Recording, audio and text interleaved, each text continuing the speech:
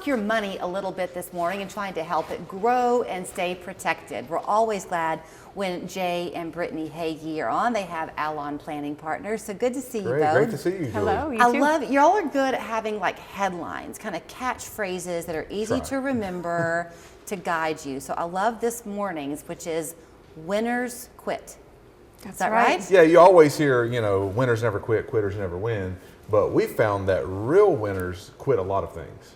Real winners know how to quit the wrong stuff. And that's kind of what we want to talk through a little bit today. Yeah, there's a number of things that, especially when it comes to our finances, that can really hold us back if we don't release and let go of, right? A lot of things that hinder us from experiencing the vision and the future that we have for our finances, for our family, for our health, whatever it might be. Right. And so one thing, very basic, not overspending. Quit overspending. Right. Quit not sticking to a spending plan or budget or emotional impulse buying. Quit that. That's not, yeah, None of that's us do that, right?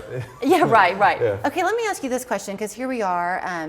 Christmas is not too far in the past, so a lot of people may still be paying off some Christmas debt. Is that commonly seen? It is, and so that's where you have to quit the impulse buying, like she's saying, and start doing the right things, which are pay down those debts, right? Get your debts paid off. A lot of times right now, if you can have some excess in those funds, once you've rearranged your budget, then you want to know how to invest them properly. And that's what we want to really help people get to, is not just how do we pay off past debts, but how do we invest for the future? So none of us likes, or most of us like a quick fix. Oh, yeah. Where you can find one. So is it, I mean, it's going to be a case-by-case basis, I guess, but is it a good idea to develop new habits as part of the quitting, as opposed to a quick payoff of something, but then you may fall into it again? Yeah, you gotta deal with the root, not just the fruit, right? Okay. You gotta deal with what's going on underground. So there are a few quick fixes that we can recommend. One thing is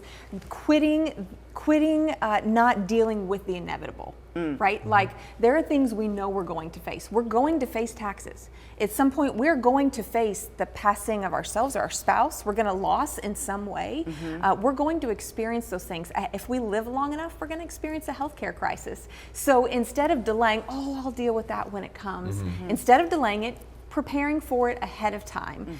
And some of those things really can be quick fixes. Things like estate documents. You draw them up and they're done. You just revisit every year or two just to ensure things haven't changed, but it's finished, it's complete, and you can mark it off your list. Yeah, and you want to really quit just letting life come to you. You want to take the fight to your finances, right? Right. You want to make sure that you have a plan in place, and that's kind of what we help people with.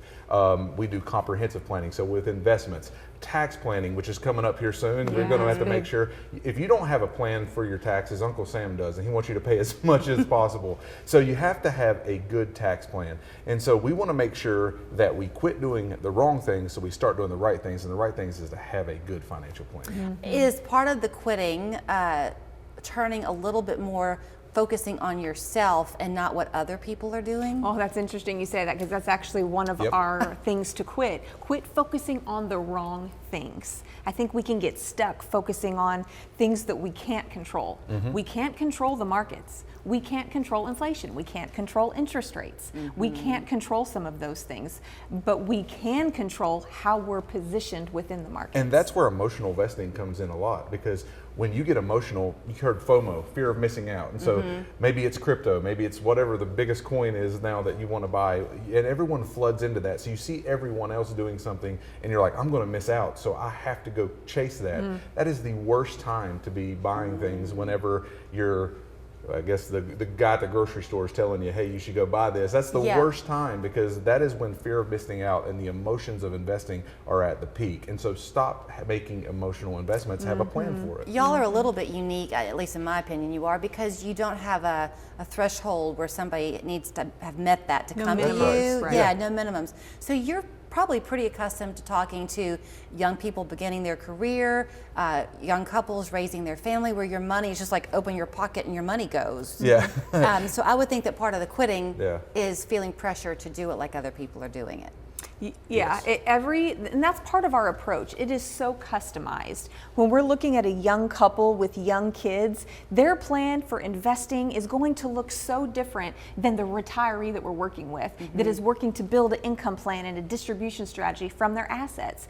They're both going to be investing. They're both going to be living within their means. We have kind of a core baseline of principles that we apply to both, but the methods are so different for That's right. each of them. So our approach is customized based on the stage of life you're in, the goals that you have, the needs that you have, the vision that you have for your financial future, and it's our job just to help you get there. One last thing I want to hit here, and this is kind of off topic, but I want to make sure we hit it today, is you want to quit putting profits over principles. Something that we're doing is that we're helping people value-based invest, meaning that we put your values in front of profits. And so we have a set of standards that we look at that aren't just PE driven or price earnings driven or this kind of thing, but we want to make sure that you stay profitable, but not at the expense of your principles. And so you want to make sure that you quit just investing in anything and everything out there and have an individualized plan, like Brittany said, whether you're first starting out and you're